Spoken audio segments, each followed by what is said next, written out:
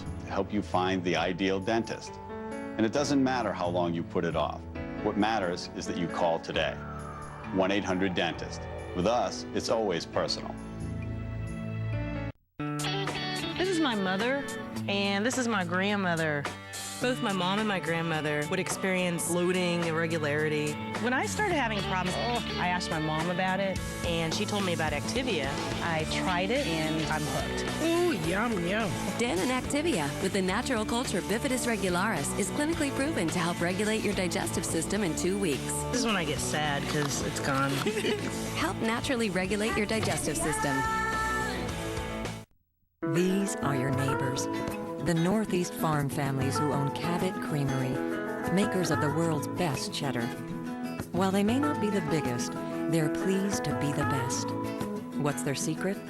Honest ingredients, gentle, natural aging, lots of love, and pride in a family tradition. So treat yourself to the cheese that's won every major award for taste. Insist on Cabot, Vermont cheddar cheese.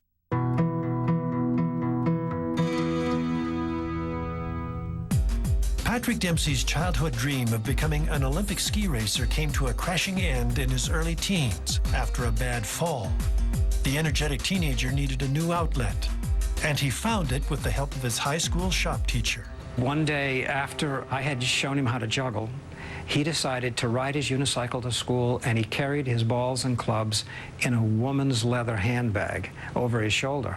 And most 6th, 7th, 8th grade age boys don't do something as bold as that. Your standard high school or preteen is, that would be something where, you know, you're too cool for school. There's no way you're going to be caught dead juggling.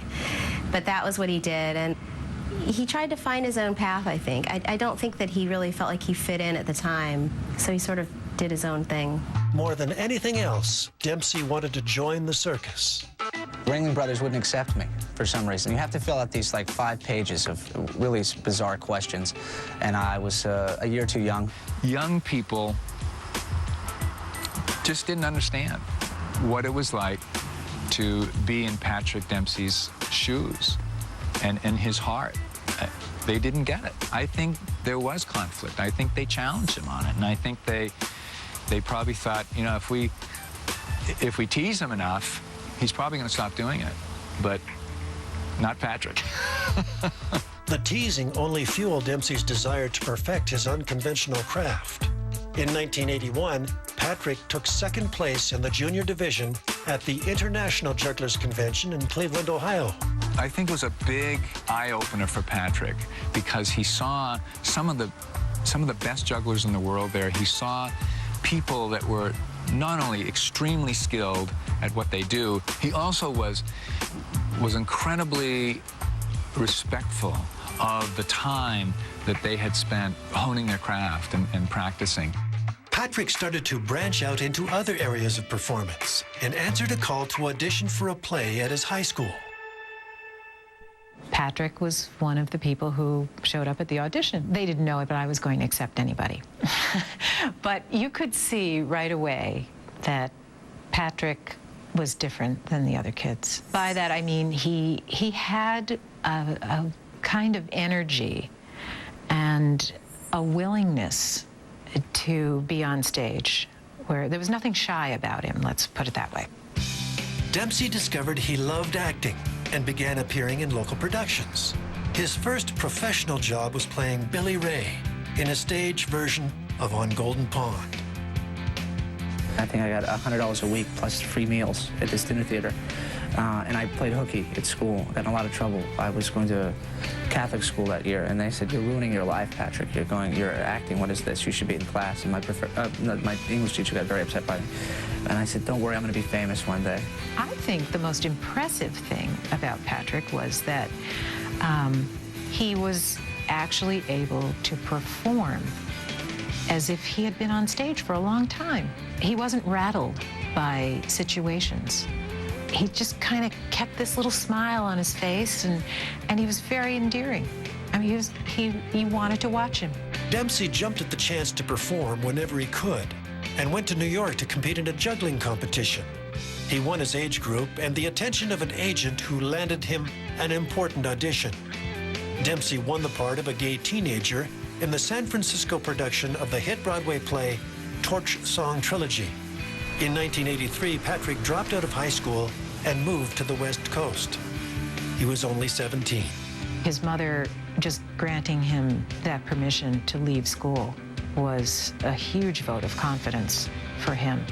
And, you know, I think Patrick really understood that where his energies should lie. And I think she trusted her son that way. It's giving me an education. It works for me, you know, for me dropping out of high school. It was something I had to do in order to go the next step in my education. I've read more, I've written more, and I've seen a lot more than I ever have when I was in school. Dempsey spent a year in San Francisco. When the production wrapped, he was hungry for more work and moved to Los Angeles to audition for television and movies. He was soon cast in Fast Times, a TV version of the successful 1982 comedy Fast Times at Ridgemont High. He was working much harder than anybody else was. You know, I'd glance over at his script at read-throughs, and he just had notes and notes and notes on all the pages. Dempsey was 20 years old, but he still looked like he was in his mid-teens, just like his co-stars Dean Cameron, Courtney Thorne-Smith, and Wallace Langham. Fast Times tanked in the ratings, and it was canceled after only 7 episodes. But Dempsey's convincing portrayal of a teenager helped him land the lead in another juvenile comedy called Meatballs 3, Summer Job. He could walk into a room and it would be, you know, like somebody drew the curtains open and sunshine came in. He could actually play the dichotomy of being, you know, an attractive young man, but also have that geeky quality. Meatballs 3 was an interesting thing. At that point, I wasn't, you know, so concerned with the work. I was more concerned with the Hollywood aspect of, you know, the being on a movie set and being into that. And I went into the wrong direction in that movie. I didn't really stay truthful with the work. When Meatballs 3 wrapped, George Mendeluk tried to help Dempsey get more work. Patrick read for the role of Ducky in the 1986 John Hughes film Pretty in Pink, but lost out to John Cryer. Then he got the call to audition for a teen romance called Can't Buy Me Love. Director Steve Rash had never heard of Dempsey before, but the young actor made an immediate impression.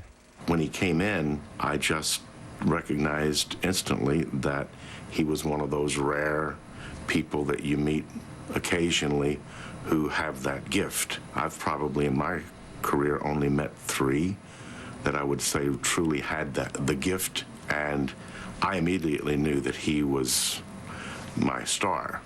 Just like his role in Meatballs 3, Dempsey once again found himself playing a geeky, sex-starved teenager. This time he was the neighborhood lawn boy, Ronald Miller, who hires the head cheerleader to be his girlfriend. Ronald has a fatal flaw in that he wants to be popular. And he doesn't really know what that means. He just knows what he sees from the outside.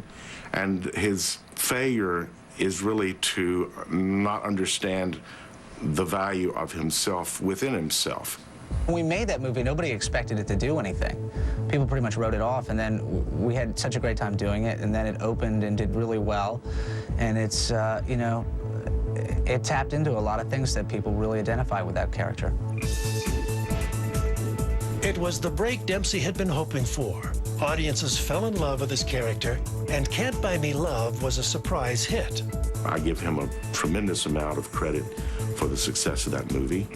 And also Disney bought the title Can't Buy Me Love from the Beatles, paid a fortune to use that song. And that song, I think, gave the film its credibility before it was released, so that instead of being this little teen independent film that would have disappeared, I think because of that song, people thought, well, maybe there is something there. It's got that song. Dempsey was suddenly one of the most sought-after young actors in Hollywood. But at only 21 years old, there was no guarantee that Patrick's newfound fame would last. A hot temper and disastrous love affair threatened to bring his career to a swift halt.